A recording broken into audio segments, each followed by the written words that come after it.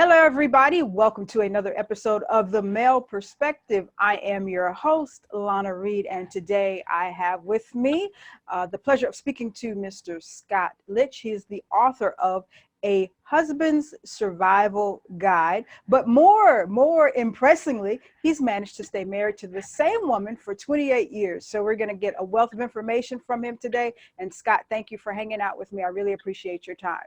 Thanks for having me. Awesome.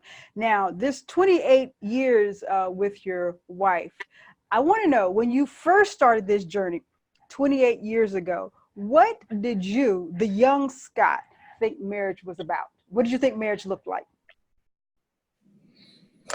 I think when you're younger, you're just thinking about somebody that you know you like, you want to be around, you're attracted to, your dates go well. I don't know if you're thinking that much about the long term. You're just happy to find somebody who'll go out with you a second and third time. And she did? He did, yes. How long did it take before you proposed?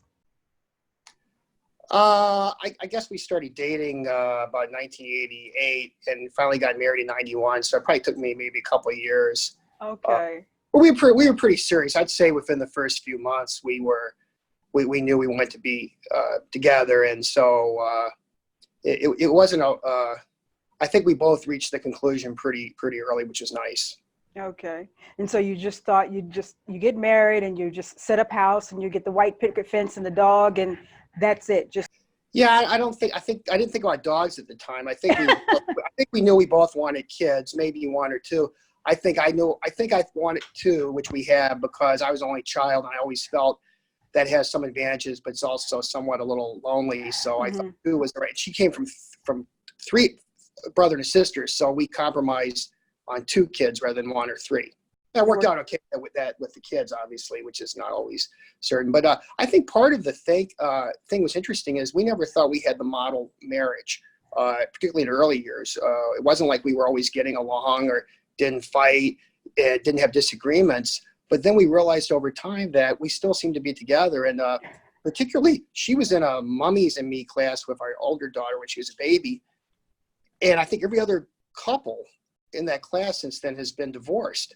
So part of the impetus for this book was thinking, well, what do we do? Or not so much I did, but how were we able to do this when a lot of people we know, their marriages didn't work out? And so that's part of the inspiration for, okay, maybe there's some common sense things I could think about as to why, what may make a marriage successful, at least from my perspective. I think that was an interesting thing because my wife would always say, who knew that we would be the model couple? Because if you saw us in the early days, again, it wasn't like we were always lovey-dovey. We often had disagreements and such, and both have strong opinions and we get mad. So I can't say we were perfect by any means. I think probably over time we've learned to argue and discuss things more calmly. But anyway, I just find it interesting as to, well, what are the factors? So I tried to, in this book, think about some of the factors as well as common sense advice, including things I should have done, but did not, and could have avoided a lot of stress if I done it right, first time. Okay. Now, going back to something you mentioned, because we see this a lot of divorce. The divorce rate is very high. And Yes. You mentioned that the two of you seem to be an anomaly, something very rare in today's time. So when you do your reflection, and I guess this is in the book, what do you think are some of the factors that made you guys have long-term, have longevity versus what we're seeing today? A lot of couples are getting divorced. As a matter of fact, a lot of couples are not even making it to marriage. I mean, Today's world, people are just breaking up like, I thought you were with him last week. Like, no, that didn't work out. So what is the difference? Well, yeah, the risk of overgeneralizing, I think a lot of it is realizing, I think people will say this if you've been married, it is hard work and it's not all glamour. So I always say that it's not like being on a date on The Bachelorette or The Bachelor, going to glamorous dinners and vacations and romance. And I think that's in part of it. You have to like the person, but I think it goes beyond just the physical attraction and the getting to know them. It's just somebody you can get along with as a best friend day in and day out. I think you even had a blog about, would you be with this person if it wasn't for the sex?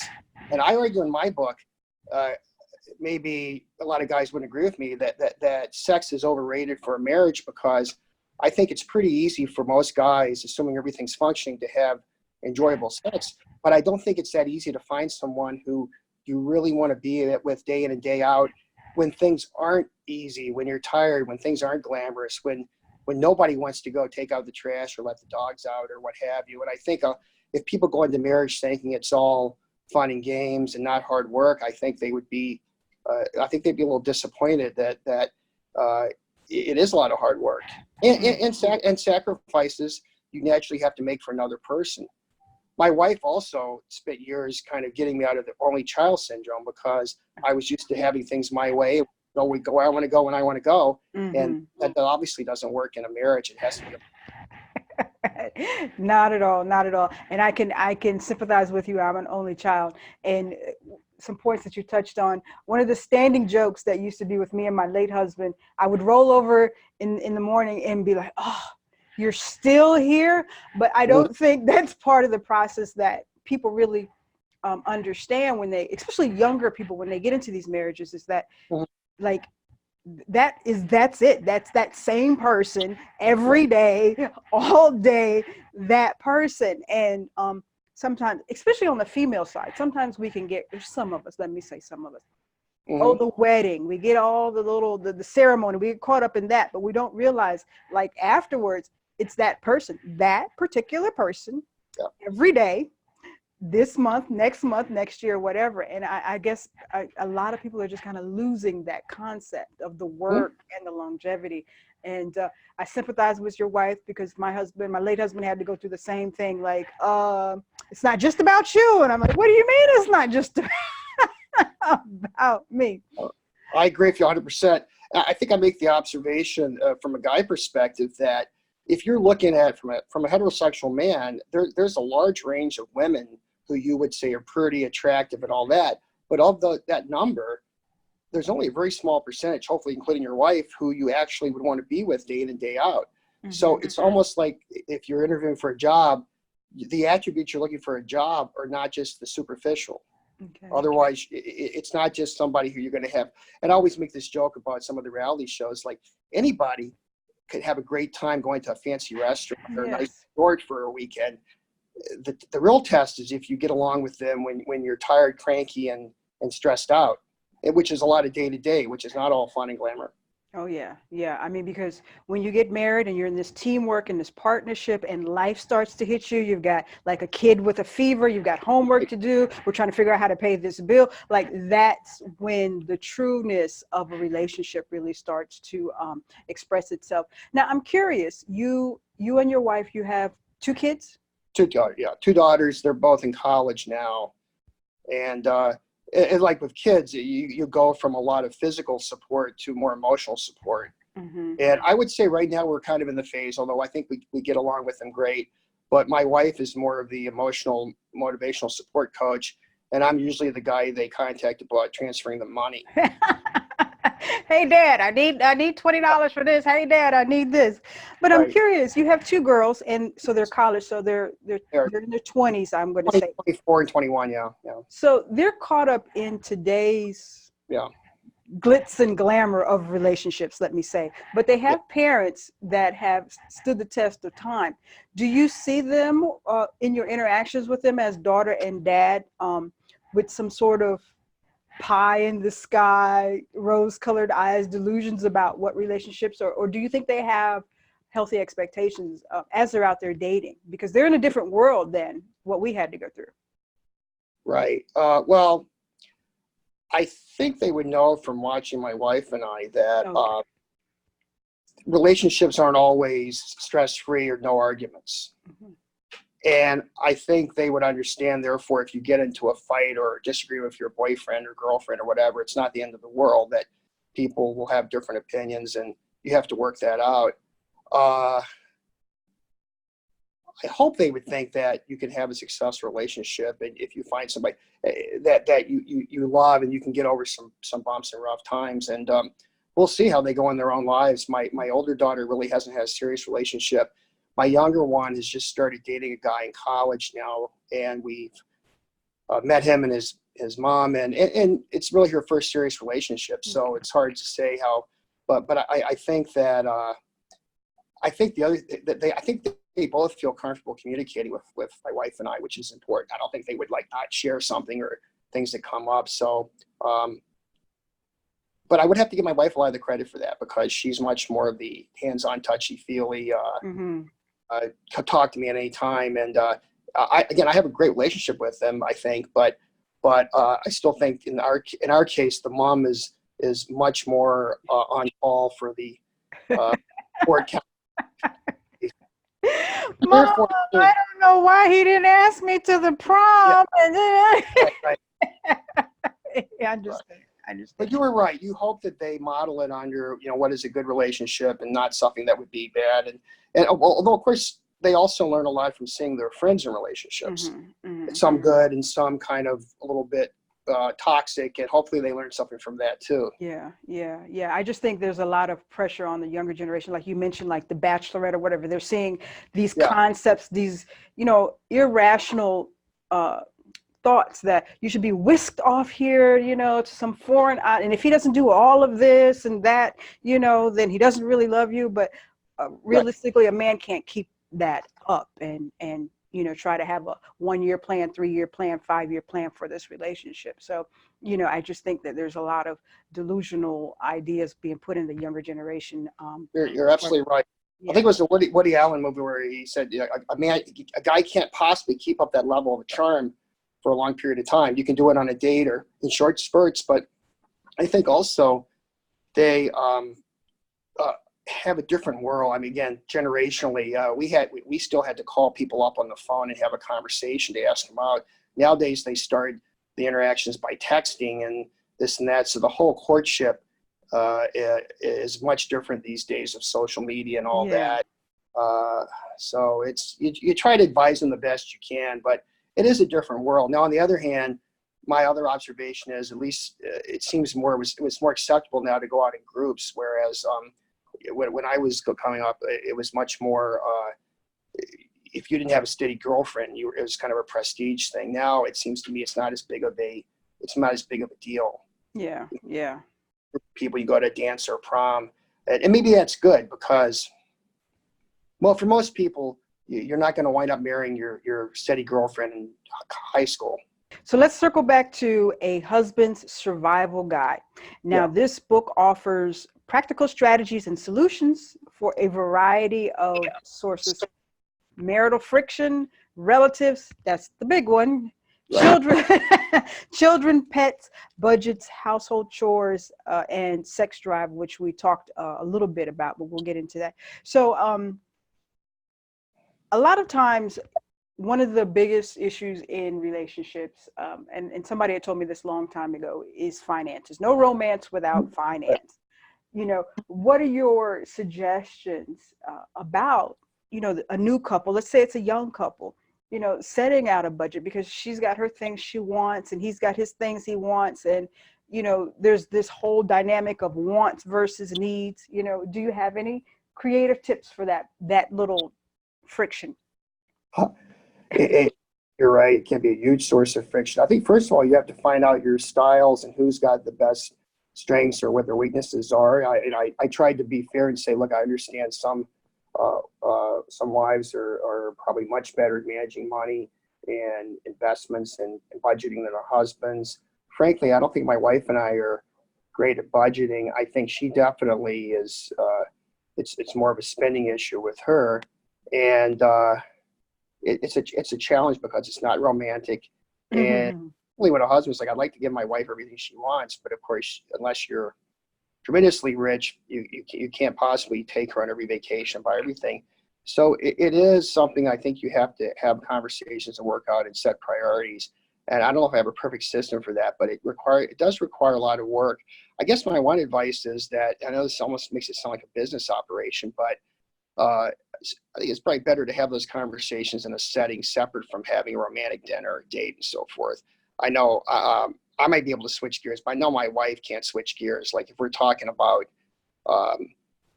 finances and stuff like that, that's not something you want to do if you're trying to have a relaxing evening. So I think you had to find the time and place for it, but also balance it out, because if you talk about it all the time, then it's kind of like, well, is this a marriage, or are we just in a business partnership?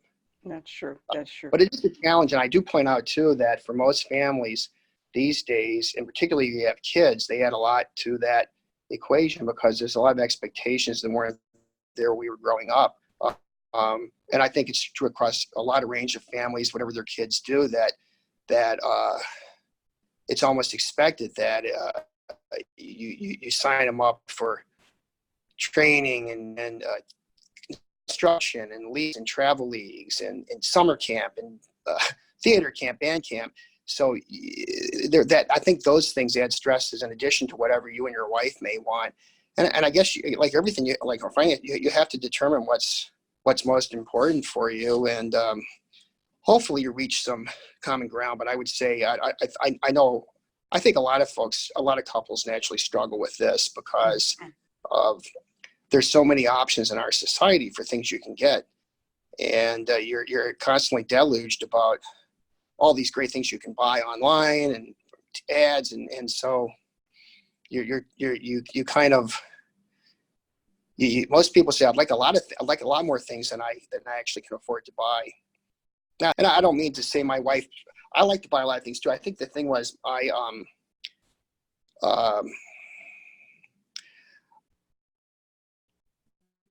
problem with impulse buyer, and my wife is more that she sees something in a store like or a arts and crafts thing or an antique thing. She's like, oh, I got to have that. And I don't know if this is true. Whereas my thing is more like, if I want something, I'll check around and go and buy it, but I'll just go and buy it. I won't spend all day browsing around to see other stuff I want to buy. Yeah, no, you gotta, okay, let me see what they have first. No, okay, let me see over here first. And then I'll go back to the first thing, right? Okay, yeah, that's truly, that's a female thing. Yes. We drag you guys along into that process. Yes, and there is some compromise involved that guys have to recognize that. But I do think overall it's probably for the most part, women like more of that organic, looking at the whole picture, and guys are more at a commando raid shopping. Like, I'm going in and out as quickly as possible to buy what I want and then leaving the store. That's true. Now, it seems like some of this stuff really should be worked out well before two people sit down and get married. Like, what do you think about money? Well, what do you think about kids, and what's your parenting style or whatever? But so do you recommend, or would you suggest like some sort of premarital coaching class or whatever? Or? Yeah, I think we went to some. I mean, I'm not a licensed, I'm not a marriage counselor, or psychologist, or any of that. If you have something that works, it might make sense to have those conversations. I would agree with you completely that it's better to have that up front before you get into things. And there's other things that come up too, between expectations about kids, religion, where you want to live, how close you want to live to respective family members, because of all those factors and setting up a household and how you want to go about things. Yeah, I think it would be good. And then, of course, the issue sometimes comes up. It's probably less of a big issue these days about, is it worth living together before you get married or not? That probably varies by couples. We ended up doing that maybe a year and a half before we got married. I think it was helpful because you didn't have a shock factor like the day after you got married, like you said, oh my God, this person's here all the time. They're using my toothpaste. Mm-hmm. I think that you get out of the way and you kind of get used to the person, so it's less of a shock when you're living in the same place. And again, particularly for an only child, like I didn't have brothers or sisters, I'm not used to sharing stuff. True. So I had to work through that. True. Yeah, sharing space was a big adjustment for me. Just sharing like early on in our marriage, probably the second TV was a lifesaver, because that way I wouldn't bother what she was watching, and I could watch sports and we didn't have to fight over it. So you have to look at little things like that. They can make a big difference. Yeah, little nuances. Now, I'm curious, because not only did the two of you spend some time before you got married, and then I'm assuming there was some time before the children came. What was the biggest adjustment that you noticed children did for the marriage? Oh, good question. Yeah. I think both of us observed that we thought we were kind of busy before kids, both working and all that. But then we realized that we actually had a lot more free time than we had realized. That when the kids came, suddenly it seemed like all the extra time was gobbled up. And there was much more planning about who's going to pick them up, who's going to take them there. And we kind of felt that you just have to be recognized. That becomes like a huge time, energy commitment. And it's much different between the physical fatigue when they're young, about waking up in the middle of the night and all that. And it just makes it really is tiring physically and mentally. It's well worth it, but it's like, we were kind of envious. Our friends that would maybe have no kids, we'd go like, oh my goodness, they go to movies when they want, they go out to dinner when they feel like it. And suddenly your life revolves around the kids' schedules. Now it changes more when they get older, but certainly for a long time, it's a big, and I mentioned it's a big logistical thing. I mean, just keeping track of who's picking them up from what thing is a big challenge. And I mentioned one of our kids who was at the traveling cheerleading. I mean, we drove all over the place going to practices and competitions. I mean, it was I don't regret doing that at all. But I mean, it's just a lot of time. You understand that's what you're doing for your kids. So therefore, those weekends, I'm not playing golf or doing something else. I'm doing the kids stuff. And again, that's like a real reality check. If you're going to have kids, you can't be selfish about it. You have to realize you're going to give up a lot of time, a lot of evenings and weekends to their needs, whether it's mental or physical or whatever else. It is what it is. And I think most would say that the biggest thing kids need, I mean, they need love, but they need your time, attention, and availability. Yes. And if you're not willing to do that, I guess if I'd say, then you probably shouldn't have kids at that time. You have to both agree that it's going to be a major lifestyle change. True. So now the kids are gone and the two of you are looking at each other and like, why did I like you again? So now you guys have all this time together. Is it shifted back to pre-kid time? Look at it smile. Well, that's funny because we both kind of had that fear that, when they leave the emptiness. house, you're going to be like, we don't have anything in common. What do we do? I think actually it's been really quality time because I think we've had more time to connect, and we do have 2 dogs to keep us company. But I think it's been good because we have more time for ourselves. But it's not like the kids are not in communication between FaceTime and emails and texting. We were in touch with them all the time, but it definitely is a different phase in your relationship that now you kind of learned a lot of things and you have some more time to enjoy each other's company. I think we fell in a nice pattern now, and as empty nesters. Although there's no guarantee that one or more will come back and live in our basement for a few years after they graduate. Okay. But, yeah, economically know. now it's very hard now for even the educated to get some financial stability. So you mentioned with a little chuckle and smile the issue or the dynamic of relatives. And one of the things, when you get married to somebody, you have to understand that you are not only marrying that person, but sometimes, unfortunately, you're marrying their entire family. And that can be tricky. That can be kind of scary because I got a mom that I really like, and you might not like my mom. So now what do we do? Absolutely. I've been very fortunate. I got along very good with her mother and stepdad and brother and sister. But you're right. You have to assess it that how close are they? What's important? If they want to spend a lot of time with them. And some situations can be more difficult. I was very lucky because I actually like her family. And we actually live next door to my sister-in-law's family. And so she's very close to her siblings. And again, I kind of like it only because one reason I was only child, so I kind of missed having that brother-sister relationship. But at the same time, I do think you have to talk about but boundaries and so forth. Spending time with them versus spending every vacation with them is one thing. And hopefully you get a right balance on the families. But I would say she has a much more closer extended family than I had. I have a large family, but the cousins, for example, first cousins and second cousins didn't really get together that often.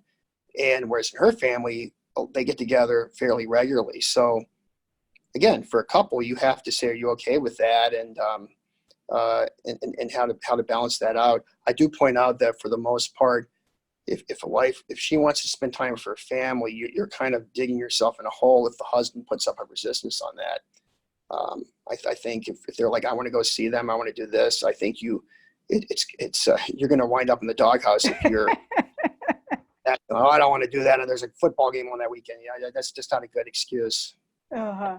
So a lot of times guys end up in the doghouse, and in my conversations, they say, I don't even know why I'm here. Like, do you find that quite common? Like you really don't have any clue why we're upset? Yeah, well, again, maybe with experience, you get more of a clue. You're right. I think a lot of guys don't. Maybe it may be a number of factors. It may be sometimes we don't listen as well, or we don't want to really recognize an issue, or we want to just fix it and move on versus talk about it. And that's kind of, I'm not the first person by any means to point that out, that sometimes your wife will say, oh, I don't want a solution. I just want to talk and tell you how I'm feeling. But the problem is, and for a lot of guys, their reaction is, oh no, I just need to know what the problem is and write down how to fix it and give you the action plan and we're done, right? And no, doesn't work that way. Doesn't work that way. Doesn't work that way. Yeah. Now, recently I did a chat with a younger lady, and she was newly married, and they were struggling with this issue of chores, right? Mm-hmm. Right. Yeah. So she's quote unquote today's woman. I go to work, he goes to work. Why should I have to be the one who, cooks? And, I said, the reality is you guys are a couple and you guys need to eat. So somebody's going to have to do it. You are going to have trash. Somebody's going to have to do it. You have laundry. Somebody's going to have to do it. So traditional or not, we have to come to the table and figure out how to balance out this chore thing. So what are your suggestions with, how to navigate setting up some boundaries, some rules? You do this, I do this. No, we do this together. How do you work that out? Somewhat like finances, I do think you have to sit down and divvy them up. And and ours is more like she does more of the cooking and home decor, and I take out the trash and replace the toilet paper and do some more of the outdoor stuff. But I think you have to come up with that because it's a lot of work keeping out the house. I mean, just anything, even an apartment, everything, any place you live, if you want to keep it nice and so forth. And so you have to you have to come up with a plan. And I think it's also a challenge because I think dads do more than previous generations, including things like changing diapers and for kids. On the other hand, most wives, I think, still think that the guys aren't pitching at 50-50 around the house. So I think you have to deal with that perception or reality if you're doing enough, and particularly your wife's working and she's tired. And it's also a challenge. I'll tell you too, because as an only child with a mom who was a stay-at-home mom, I got a hot meal, clothes done, laundry, everything was set. And when your wife's working and all that, suddenly you're like, oh, she doesn't have everything cooked, clean like my mom did. Well, that's a different generation. That's not realistic. And I think you have to come up with a balance. So you figure you're each contributing. And I point out, you don't want to be in an area where your wife's feeling like you're not helping out around here, that you're just coming home and relaxing and slouching off, and I still have to maintain things. So I think that's a pretty key issue for a couple, for husbands to wives to work out about the household chores, because otherwise that can lead to a lot of fights. I think between that and finances are probably two of the biggest areas where you can get into disagreements. There you go. For the husband to avoid it, it's proactive. Say, I'm going to do this, I'm going to do that, take care of it. Don't wait to be asked 5 times, and be clear about who's doing what. Cool. Awesome. So let's say you have a young gentleman, 24 years old, and he says, Scott, I'm about to walk down the aisle next Saturday. What's the one thing I should do to make this work? Well, I think the overall thing is figuring out the best way to keep your wife happy in terms of what she expects and what you can do to be there for her. And I think the key it really is just sort of the availability and communication, and showing that you're putting the work in and the effort in, and being, you know, obviously you want to have love and support, but it's like be fully engaged in that. I think that's probably the key thing, meaning that you're getting into a long-term commitment, which is great. It's it gives you so much, but I guess it's a lot of hard work. And it's also, I think the last thing is just a lot of times doing things at that particular moment, you're not particularly, it's on the top of your list, but you know, you got to do it. Just one of those responsibilities as a husband. I mean, you know, nobody sits around saying, I'm looking forward to getting home tonight and taking out the garbage and cleaning this and doing that, but you got to do it. It has to be done. It Has to be done. Yeah. All right, Scott. Well, I do my random question at the close, and then I'm going to give you opportunity to plug. So I have my random question here. So let's see what out of the bowl of great random questions. Right? Yes. So let's see what we got here. Yeah. All righty. If you won $100 million, what would you buy first? That's a good question. Let's see. You know, practically, I would probably pay off our mortgage and my kids' student loans and stuff. But as far as what my wife would like, she'd probably like an ocean liner cruise. Okay. I was thinking maybe you might say golf clubs or something, huh? Or I'd probably buy some new suits, maybe upgrade the car and stuff. But okay. I think the one thing, well, not the only thing, I think we both would love to do. We've never been able to do an ocean liner cruise for a few years. So I think she would like that. Okay. And well, she would spend a lot more on things, but that would be probably the first thing I do. Okay. Yeah. So Scott, tell everybody how they can pick up a copy of A Husband's Survival Guide, because we got to sell some copies so that the wife can get her cruise. So how do people pick up the book and get in touch with you? Right. I have a Facebook page. I think I'm going to send you all the links. You can get it on Amazon in paperback or Kindle. The Outskirts Press also has on their page. I think Amazon's $1 or so cheaper. I'll send you all that so people can go to it. And I have a Facebook page called The Husband Survival Guide. People can like that. I'll be posting updates, particularly if I'm going to be plugging the book at bookstores and other things. And so I hope they enjoy it. And also, if they do like it, post reviews. I guess if they don't, but particularly if they like it, I would love to have reviews. And I've had some friends read it so far, and my wife's read it. And so I've gotten pretty positive response. I think that, I mean, people may say, well, I do things differently in my marriage, which is fine. And I do try to say, look, I realize that everything what I did, it may not be generalizable to yours, but I think there's enough common sense or things there people can pick up. And if it's not relevant for them, then they don't have to read that section. Take what you take, leave what you need. If they don't have dogs, they don't have to read the chapter on dogs. So. Yeah. Yeah.